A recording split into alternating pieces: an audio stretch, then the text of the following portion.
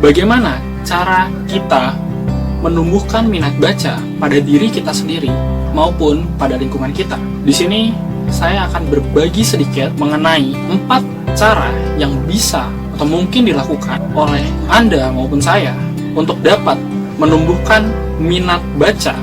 Cara yang pertama adalah ketahui manfaat besar dari membaca.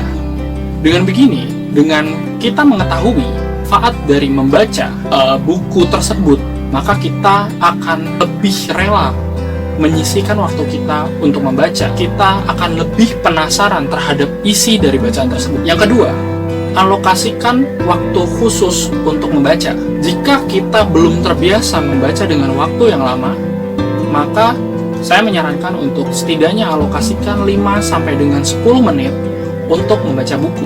Dengan begitu, teman-teman, kita semua akan bisa memulai untuk membudayakan membaca setiap harinya. Cara yang ketiga adalah temukan buku yang tepat untuk Anda. Misal, saya suka buku yang bisa mengupgrade diri saya. Nah, salah satu bukunya adalah Berbicara Itu Ada Seninya, di mana dalam buku ini saya belajar bagaimana caranya berbicara, caranya bernegosiasi, caranya mempersuasi seseorang, dan caranya berkomunikasi dengan baik. Dan ada juga buku Money Master the Game, kayak gitu. Ini yang cocok untuk dibawa atau dibaca di kereta, di angkutan umum, di mobil, kayak gitu-gitu.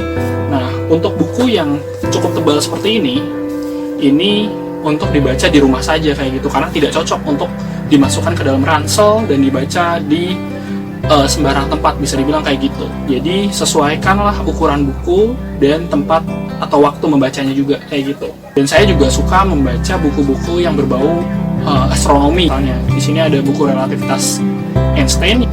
Buku ini, jadi kalau buku aslinya Relativitas ini yang ditulis oleh Albert Einstein, itu berbahasa Jerman, lalu diterjemahkan ke bahasa Inggris.